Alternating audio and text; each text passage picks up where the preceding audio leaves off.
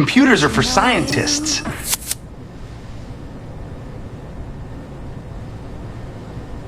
Just watch.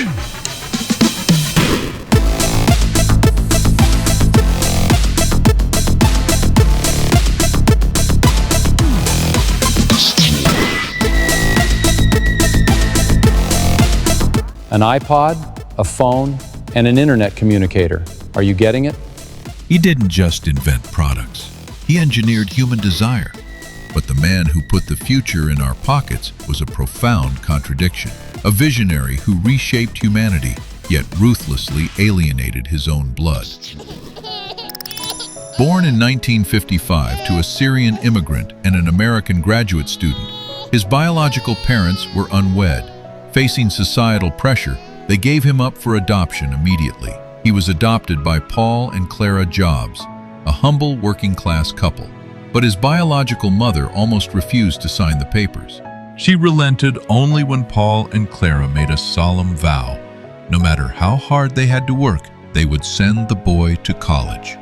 Growing up in Mountain View, California, his adoptive parents never hid his origins. No, you don't understand. We specifically chose you. You are special. When he asked if his real parents didn't want him, Clara looked him in the eye. His father, Paul, a repo man and mechanic, taught him a defining lesson. A true craftsman makes the back of a cabinet beautiful, even if it rests against the wall. But childhood was difficult. Brilliant, but deeply bored, he became a prankster. At Crittenden Middle School, he was relentlessly bullied and physically beaten. If I have to go back to that school, I just won't go. Son, you have to go. We don't have a choice. One day, he gave his parents a ruthless ultimatum: move to a better school district or he would drop out entirely. To afford a house in the Los Altos School District, his parents scraped together every penny they had. The move placed him right in the heart of Silicon Valley. Surrounded by tech engineers in his neighborhood, the spark was ignited. At 13, he saw his first desktop computer at an HP Explorers Club. When he needed parts for a project, he didn't go to a store. He opened the phone book and cold called the CEO of Hewlett-Packard directly to ask for them. A mutual friend introduced him to an engineering prodigy named Steve Wozniak. Woz was 5 years older, but they bonded instantly over a shared obsession with electronics and pranks. Together, they built blue boxes, illegal devices that hacked the global telephone network, allowing them to make free long-distance calls anywhere in the world. In 1972, he enrolled in Reed College, a private, expensive liberal arts school. But the massive tuition was rapidly draining his parents' life savings. Riddled with guilt over spending their money, he dropped out after just 6 months. Homeless, he slept on friends' floors and returned Coke bottles for food money. But dropping out freed him to drop in on classes that actually fascinated him. He took a calligraphy course, falling in love with typography and design. He returned to California and landed a job at Atari. But his abrasive personality and refusal to shower forced management to move him to the night shift. Searching for spiritual enlightenment, he traveled to India. He returned deeply changed, embracing a minimalist Zen philosophy that would define his entire life's work. In 1976, inside his parents' cramped garage, Wozniak designed a brilliant computer circuit board just to show off to friends. Steve saw a global revolution. Here are the keys. Thanks. I'll take good care of it. To fund their first production run of the Apple I, Wozniak sold his prized calculator, and Steve sold his beloved Volkswagen minibus. Welcome to the future of personal computing. This is the Apple II, our most advanced computer yet. Apple was officially born. Backed by investor Mike Markkula, they launched the Apple II in 1977. The world exploded. By age 25, Apple went public, and Steve was worth over $100 million. But with unimaginable wealth came a terrifying arrogance. Steve, please, don't walk away from us. I can't do this. This is your child. Look at me. His high school girlfriend gave birth to a daughter, Lisa.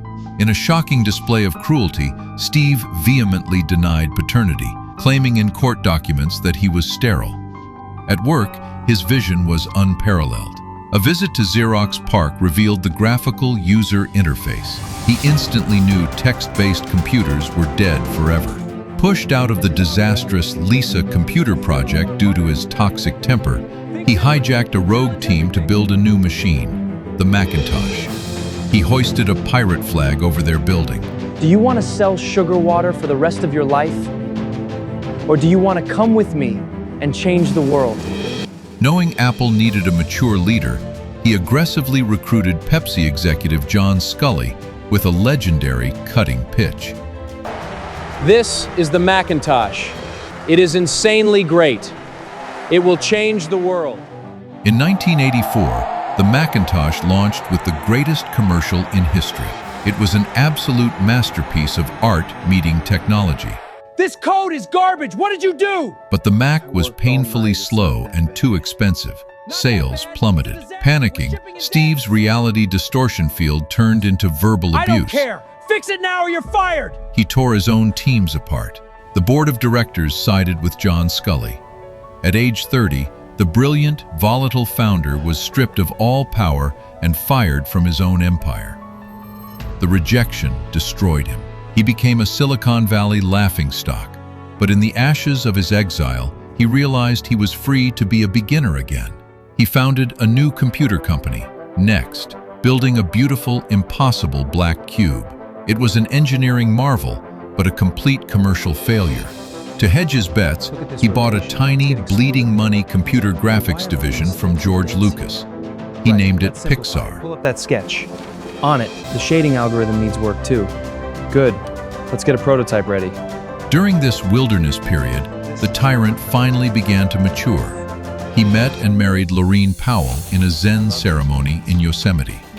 For the first time, he built a real family. He had 3 children with Laureen, and, importantly, he finally reconciled with his estranged first daughter, Lisa, moving her into his home. In 1995, his massive gamble on Pixar paid off. Toy Story revolutionized cinema, and the IPO made him a billionaire overnight. Meanwhile, Apple was drowning. 90 days from bankruptcy, the dying company desperately bought Next, just to bring their exiled founder back home. The products suck. There's no sex in them anymore. We are cutting it all. He returned not as an advisor, but as a ruthless dictator. He fired the board, slashed 70% of the bloated product line, and saved Apple from imminent death. Deep in an Apple basement, he discovered a frustrated, quiet designer named Johnny Ive. Together, they formed the greatest design partnership in corporate history. Today, we unveil the future of personal computing. In 1998, they released the iMac. It was colorful, friendly, and screamed that Apple was back. It sold in the millions. Critics laughed when he opened Apple retail stores, but by controlling the exact environment of his products, he reinvented retail itself. Then came the iPod. We introduced the iPod. It's 1,000 songs in your pocket. He didn't just build a music player, he strong-armed the entire music industry into the digital age, putting 1,000 songs in your pocket. But at the absolute peak of his second act, tragedy struck. It's located in the upper lobe of your left lung. A routine medical scan revealed a tumor in his pancreas. Stubborn to his very core, he refused life-saving surgery for 9 months. He believed his mind could heal his body with alternative diets. It was a fatal miscalculation. He eventually surrendered to the surgery in complete secrecy, keeping the terrifying severity of his condition hidden from shareholders and the public. Mortality. Your time is limited, so don't waste it living someone else's life. He delivered a legendary commencement address at Stanford University, offering a rare glimpse into the fragile philosophy of his genius. Behind locked doors, he initiated Project Purple. The goal was scientifically impossible. Shrink a computer into a piece of glass that responds perfectly to human touch. Today, we are introducing 3 revolutionary products: an iPod, a phone, and an internet communicator. The 2007 iPhone launch is considered the greatest business presentation in human history. In a single hour, he made every other phone on Earth utterly obsolete. But the cancer returned. Knowing his time was running out, he mercilessly drove his teams to finalize the device he had dreamed of for decades, the iPad. In 2009, he received a liver transplant. Barely conscious in the ICU, the perfectionist was still criticizing the poor aesthetic design of his oxygen monitor. He returned to the stage to unveil the iPad. It's so intuitive, you just touch it. Let me show you. A simple swipe. The audience cheered, but the physical devastation of his illness was now impossible to hide. He knew the end was near, but rather than rest, he turned his obsessive focus to his final, most critical product, Apple itself. He meticulously designed Apple Park, a massive spaceship-like headquarters that would outlive him, ensuring his legacy was carved into the earth. In August 2011, This is for you. Thank you, Steve. physically unable to continue, he stepped down as CEO, knowing his life's work was complete. He spent his final weeks at home, surrounded by the family he had finally learned to love, surrounded by the quiet peace he had always chased. In his final moments, his eyes widened. He looked past his family, staring into the great unknown, and whispered his last words to the universe. He died at 56. The boy who was abandoned at birth had grown up to put a massive, irreversible dent in the universe. Today, billions of people stare into the glowing glass rectangles he envisioned. He didn't just build computers, he fundamentally rewired the human experience. He was a tyrant, a genius, an uncompromising artist, and a flawed father. He demanded perfection in a deeply imperfect world. He taught us that the world around us was built by people no smarter than we are, and that we have the power to change it. He was the indisputable architect of tomorrow.